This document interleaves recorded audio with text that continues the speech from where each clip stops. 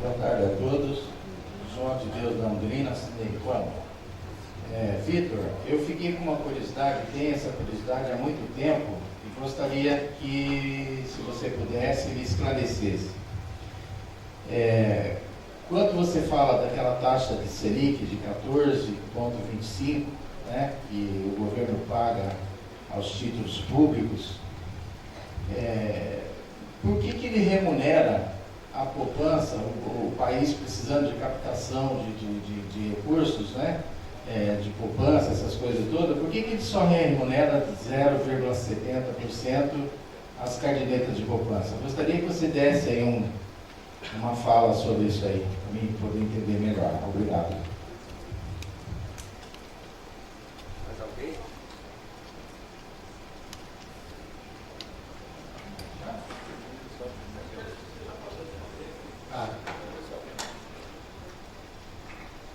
É uma boa pergunta essa, viu?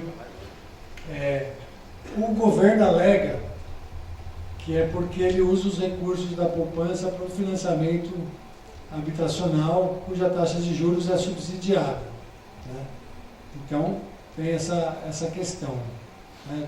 Que se a gente for colocar também, um outro ponto é a questão do FGTS, né? Por que o FGTS rende menos até do que a poupança, né? É porque ele tem esse caráter, essa utilização de caráter social, né? Digamos assim, para investimento em infraestrutura, investimento em moradia popular. Então, agora, a gente sabe também que é porque quem são as pessoas que poupam, aplicam seu dinheiro na poupança, né? São, em geral, os trabalhadores, né? Gente com pouco rendimento, então, o trabalhador, o aposentado. E aí, quando os investimentos de maior volume vão para outros fundos, né, cuja remuneração é maior ainda, né, muito maior do que a poupança. Mas a alegação do governo é essa, né? Isso vem de tempos, né, que não garante aquela remuneração indexada, né, não tem risco, mas, por outro lado, o rendimento é inferior. Ainda está aberta a pergunta, Roberto. Não.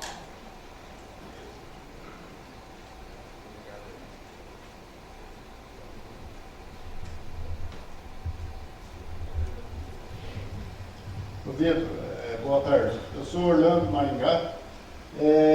Essa súmula da 331, que diz que não pode ter o terceirizado. Só que o terceirizado ele vem entrando dentro da área de condomínio, que é atividade fim, e não tem como você ficar combatendo, porque quando você fica sabendo, já tem lá 2, 3 meses que está trabalhando. E aí você vai fazer valer vamos supor, a lei, a terceirizada, dá certo. O errado é a empresa de contratar. Aí você tem que aplicar a lei para poder fazer a equiparação salarial. É isso que é a minha pergunta. Aí é uma questão mais jurídica. Eu não sou advogado, não saberia responder assim com muita precisão. Mas a gente sabe que, apesar de ter a súmula 331 do TST, tem muitos casos que a terceirização vai entrando, né? A hora que você vai ver, já tem um monte de trabalhador terceirizado e cria um dilema mesmo, porque às vezes o sindicato faz uma atuação e aí a empresa fala, então vou demitir aqueles trabalhadores, aí cria toda uma situação difícil, complicada, né, para resolver. Eu sei que eu assessorei durante alguns anos os trabalhadores da indústria farmacêutica, por exemplo, que é uma indústria super organizada, né, com altos salários e tal. E até lá tinha casos de vez em quando o sindicato descobrir, os trabalhadores entravam contratados como temporários, então, né, tem aquela legislação específica, então de forma regular, passava os prazos, eles eram efetivados como contrato por tempo indeterminado e permaneciam na empresa. E aí, de vez em quando, aparecia alguma denúncia no sindicato, ia lá e criava-se esse problema, né, a empresa alegava que não podia contratar diretamente todo mundo, só ia poder contratar alguns, ia demitir os outros. Então, a gente sabe que não é um problema fácil de resolver. Essa distinção do que é atividade fim e o que é atividade meio é o que tem gerado boa parte dos litígios aí, né? Muitos desses casos vão para o judiciário e eles, aí o juiz determina, né? Um outro parceiro nesses casos é o Ministério Público do Trabalho, né? Que também faz uma atuação nesse sentido, assim, de falar o que é, o que pode e o que não pode ser terceirizado. Vitor, eu sou o Roberto, do Sintrivel, Sindicato dos Trabalhadores da Construção Civil de Cascavel e região. E o DIEESE tem números muito precisos do que aconteceu no Brasil nos últimos anos, nos últimos meses. E a gente sabe que essa crise que a gente enfrenta aí é muito mais política do que financeira. No final, no frigir dos ovos, é isso que acontece. Agora, a gente ainda não conseguiu entender o que o novo governo pretende com isso, já que a gente sabe que a política de avanço salarial fomenta a economia, etc, etc. O que o Michel Temer pretende fazer para alavancar a indústria?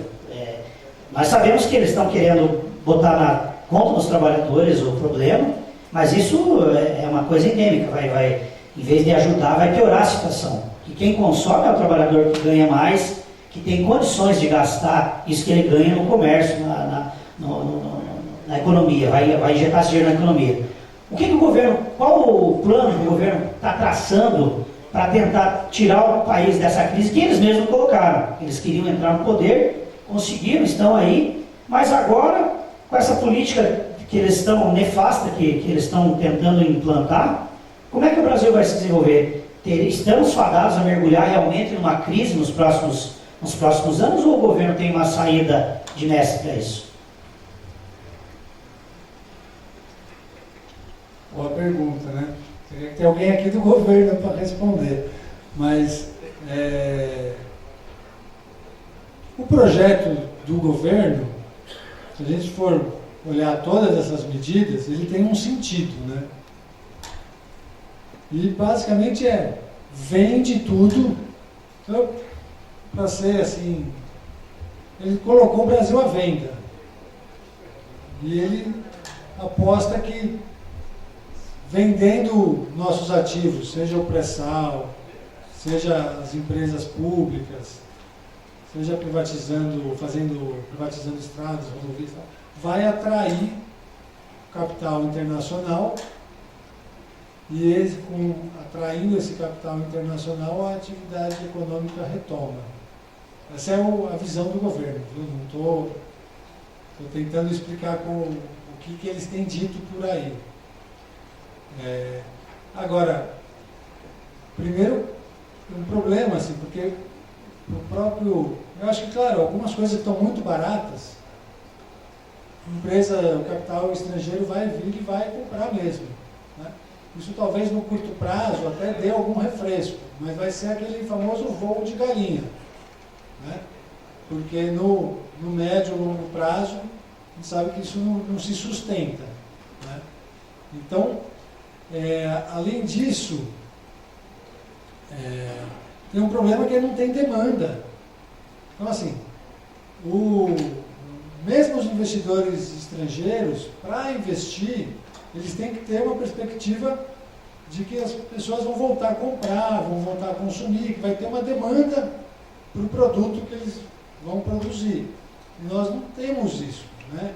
Então, realmente essa aposta do governo, eu, assim, particularmente, acho que no curto prazo, nesse processo de venda de ativos nacionais, venda de empresas nacionais, talvez até dê uma retomada, mas ela não é sustentável. E o que é mais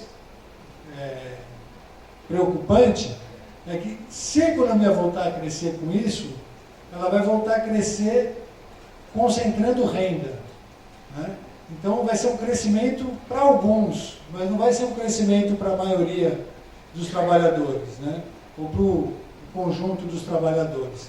Então, assim, durante alguns períodos da história do país, o país cresceu muito, mas quem que se beneficiou com esse crescimento? Né? Então essa acho que é a questão, né? Até na parte da manhã você falou muito bem nisso, né? Lembrou inclusive da frase do milagre econômico do Delfim Neto, né? Que o bolo precisa primeiro crescer para depois dividir. Aí o bolo crescia e a população, os trabalhadores ficavam só com as migalhas, né? O bolo nunca era dividido. E a gente, durante esses últimos anos, acho que percebeu que você distribui o fermento para o bolo, você dividir o bolo, você faz ele crescer mais, porque você ativa esse ciclo virtuoso da economia, né? Então, por isso que essa proposta aí desse projeto que está posto, né, que é a retomada do neoliberalismo mesmo, que é retirada de direitos trabalhistas, desmonte dos serviços públicos. Isso pode até, em algum momento, fazer a economia voltar a crescer, mas não vai crescer para todos, vai crescer para uma parte, e a gente sabe que parte que é essa que vai ser beneficiada desse crescimento, né? Primeiramente, boa tarde. Eu sou o Vildo, presidente do Sindicato de Papel de Telemaco Borba. Primeiramente, quero parabenizá-lo pelos esclarecimentos que você fez, mas eu ainda fiquei com uma pequena dúvida e eu não posso sair daqui com essa dúvida. E na sua explanação, você coloca, quando a taxa Selic está lá em 14,25,